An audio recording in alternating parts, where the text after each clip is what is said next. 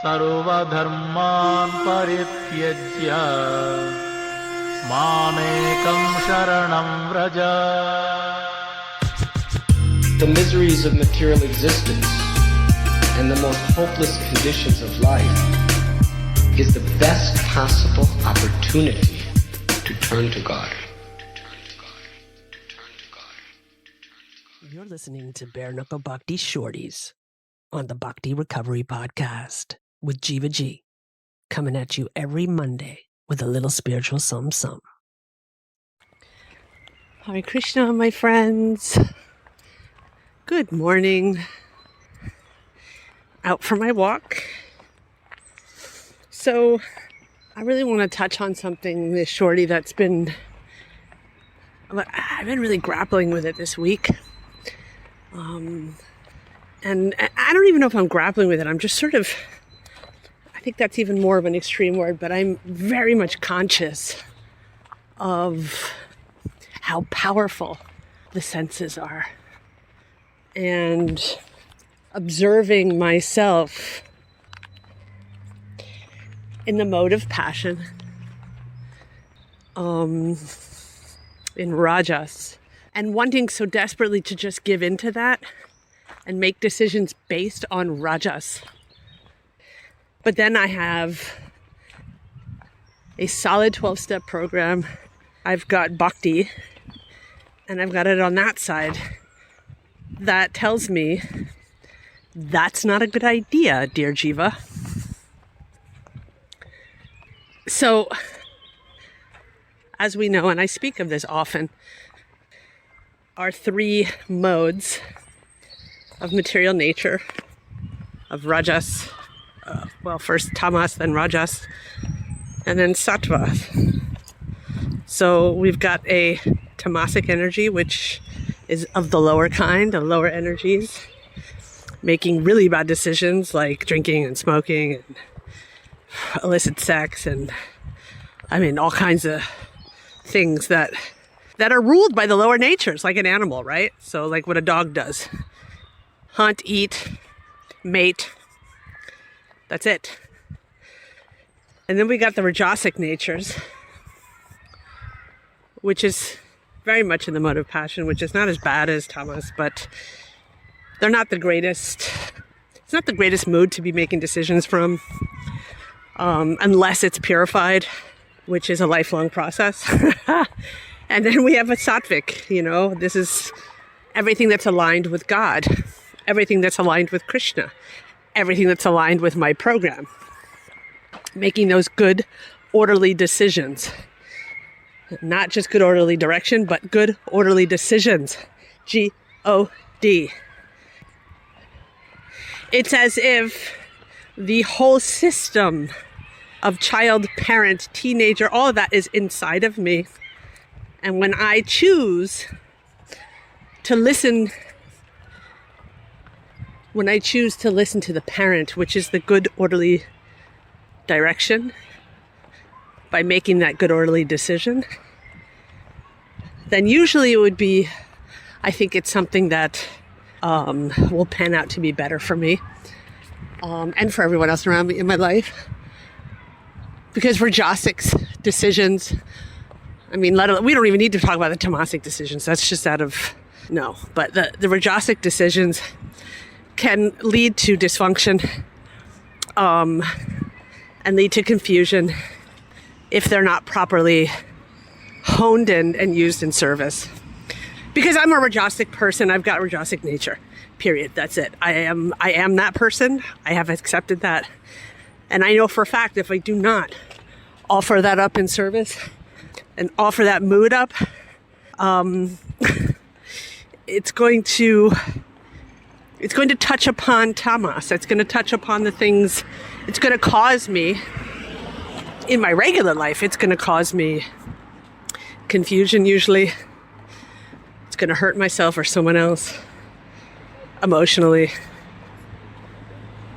And so right now in my life, I'm faced with decision making in all different ways. Spiritually, emotionally, physically. And I'm really being challenged at the moment. And two things that are very interesting. Resting on my laurels is not going to bring me anything. There is a time for contemplation. There's a time to step back, contemplate before making decisions. But resting on my laurels, when that becomes this hands-off, avoidant thing, that's when it becomes dead and it's not useful and it can't be used in service because it's avoidant. If I go ahead and make rash decisions based on my Rajasic nature, it's also maybe not well thought out. Sorry about the cars, guys. I had to sort of make a U-turn around the school because it's recess right now and all the kids are screaming their heads off. You know, it's coming from I feel like it's coming from all directions. I've got these decisions to make, and these decisions are important. Not only important, they're actually life-changing. And it's very important for me to look very closely about how I make these decisions now. And this is something that I never had in my life. So I want to talk about that. I want to talk about how the program and Krishna consciousness are working in my life. I want to use my life in service, which means to getting vulnerable right here, getting vulnerable. So each decision that I make each day is going to sort of either empower me, be avoidant, or go into rajas or tamas. And I am so brutally aware of that. And sometimes the pull right now, the pull of rajasic things, saying something I'll regret, putting my thoughts, my rajasic thoughts into action is usually not a good idea until I speak to either my elders or a sponsor or someone in the program who can guide me, who can sort of get into my head, ask me the right questions, and guide me into making the right decision. That's how this works. It doesn't work without that. My Rajasic mind trying to make sattvic decisions is rare. We do learn a lot though, which is good. We learn. We learn how to do it, even because we read in our scriptures what the right thing to do is and what the wrong thing to do is. We read in a program how we want to live our lives. That's what we do. So even if we're feeling Rajasic, at times we can make that good orderly decision. And when it's not like that, I should hope that I have enough sense and program and Krishna consciousness in me to ask an elder, to ask for guidance. And I've been asking for guidance and contemplating how I'm going to make further decisions in my life. And when I say life decisions, like I had mentioned that before, what does that mean? What I'm starting to understand and what I'm starting to see. And I've always seen it, but it's becoming more and more apparent to me. Even the small decision is a life decision, especially the small decisions. Especially those. The decisions where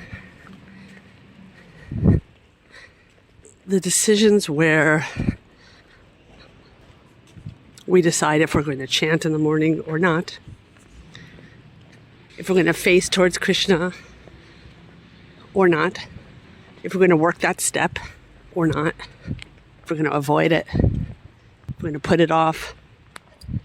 Those little decisions build the very foundation of how we live and how we make decisions. Good orderly decisions. We can't make decisions based on whim. We can't make decisions based on... we can. Come on. We do all the time, right? That only works when you're young and dumb. I want a life where I'm basing my decisions on something bona fide, something workable, something logical, something spiritual, something in tune with God and to my better nature. That's where I want to be making my decisions from. And so what I realize is that there's no way I'm going to be making great, good, orderly decisions if in big decisions of my life, if I'm not making the small decisions in my life. It's a marathon. It's not like a sprint. It's like, oh, I'm doing something good now. I'm working my program for now. And then I slow down because I'm exhausted. And then you sit. It's not what this is meant for. This is one thing that I've realized. And that's my very nature. That's my very nature.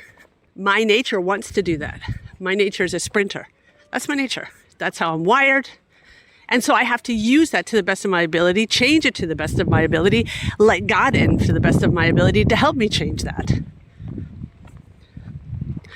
Through devotees, through people in the BRG, through the program.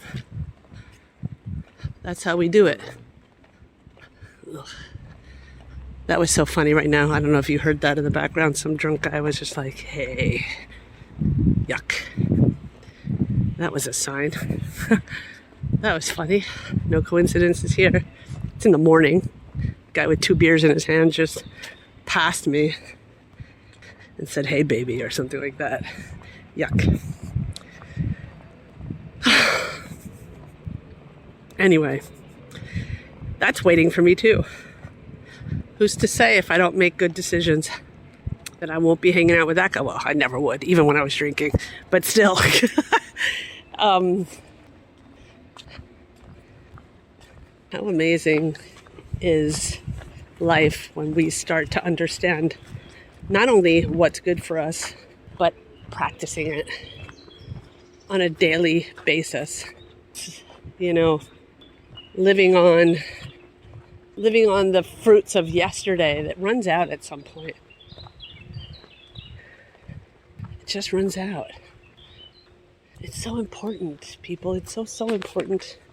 And I'm not saying this to you either. I'm saying it to myself, and you only. I'm saying it to myself. I'm going to say it right here. I don't want to be dragged around by my Rajasic energy. I want to take that Rajasic energy, at least if I'm going to have it, I want to purify it. How do I purify it? By working a program, by showing up to my sadhu sangha, being there for people in service, letting Krishna into my life, reading scripture, reading literature, practicing chanting my rounds, practicing puja. Those are all the things that keep me on track.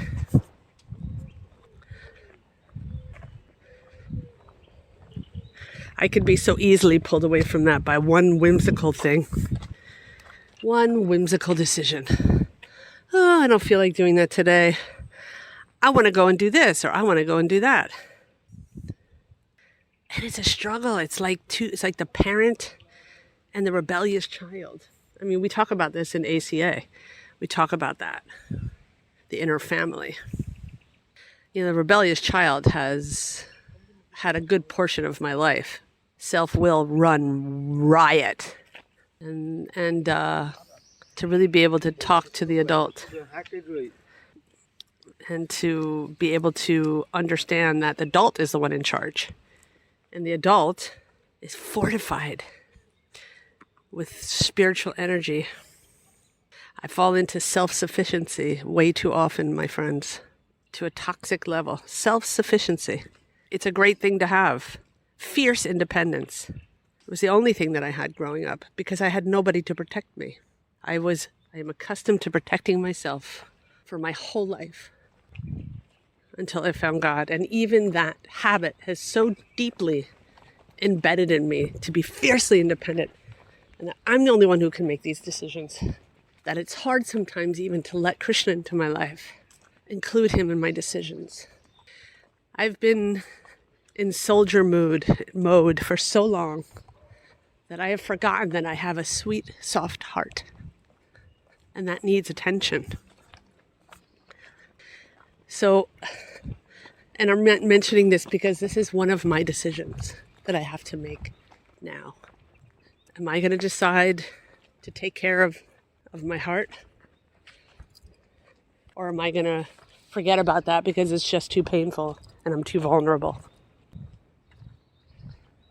Am I going to just keep using that fierce independence and that Kshatriya mentality to help myself on the surface and everyone else around me? I can do both at the same time, but at the moment I don't feel that I'm very in tune with my heart. And that needs to change. And I just need to make that one decision to step into that space. So pray for me, my friends, that I may have a soft heart that Krishna could enter. That could be a rasa dance between myself and Krishna. That could melt my heart. Yeah, that's kind of what I'm craving at the moment. So those are one of the decisions. That's one of the decisions. There's many others. I'm not going to go into it because I think you guys have the gist of what I'm talking about. Everybody has those. Every one of us here have those decisions to make. Good, orderly decisions will help us. I know it sounds so like, I don't think in my whole life that I would ever have said anything like that in a comfortable way. But I'm very comfortable with that statement. And I've been very comfortable with that statement for very many years. Yeah. I got to let go and let God. I'm so busy holding it together, fiercely independent, making my decisions. It's time again to start to let go and let God, trust in the process, especially in tender moments. Learn how to be vulnerable. Okay, my good friends, I love you all, and we'll speak next Monday. Also, an announcement, more announcements. Super Soul Farm, last weekend in August, there's going to be a retreat. I encourage you all to come in beautiful Sangha. It's going to be such an intimate, beautiful Sangha retreat of tenderness and love and support, what Sangha really means to the Bhakti Recovery Group. So we're having that retreat, and it's going to be amazing. And I would love to see as many people as possible there. Please sign up. Go to our website, www.bhaktirecoverygroup.com. Go to the events, and it is there. Also, next weekend, the Sadhu Sangha in New Orleans is going to be happening, and we have a bunch of Bhakti Recovery Group people meeting up there. Unfortunately, we were not able to well, we made lots of communication, but nothing was reciprocal, so we didn't get a table or anything. But there will be probably a makeshift meeting. Try to find some other BRG members. And if you want to know who that is, then you can reach out to us privately at Bhakti Recovery Group, Bhakti Recovery Group at gmail.com. You can write us, and we will disclose some people who are there and give you their numbers to get in contact. Also, I will be in Azerbaijan next week. In 10 days. And I will be speaking at some universities about addiction and all that stuff. So maybe there'll be some recordings, so look out for those. Yeah. If you like everything you're hearing here and you feel moved to support us in our Sangha, because we need support. We need support in all kinds of ways. We need your financial support. We need service support. So if you're interested in any of that, please reach out. Go to the bhaktirecoverygroup.com and find first there's a donation button. You can donate. It's very easy. We have Wise, we have PayPal, we have credit card. So donate as much as you can, or as little as you can. If you're getting something from this and you like to support a community that supports itself, and we're a very tight-knit community, so we would appreciate everything. And if you want to donate in service somehow, you'll find that too on the website. And I wish you guys a really wonderful week of good, orderly decision-making and vulnerability in service and love, softening your hearts, at the same time doing your duty. Okay, my friends, Hare Krishna. Thanks for listening. I hope you liked the Monday Shorties. Don't forget to check out our full-length episodes on Thursdays. If you like what you heard, spread the word. Peace out. सर्वधर्मान् परित्यज्य मामेकं शरणं Vraj. The miseries of material existence and the most hopeless conditions of life is the best possible opportunity to turn to God.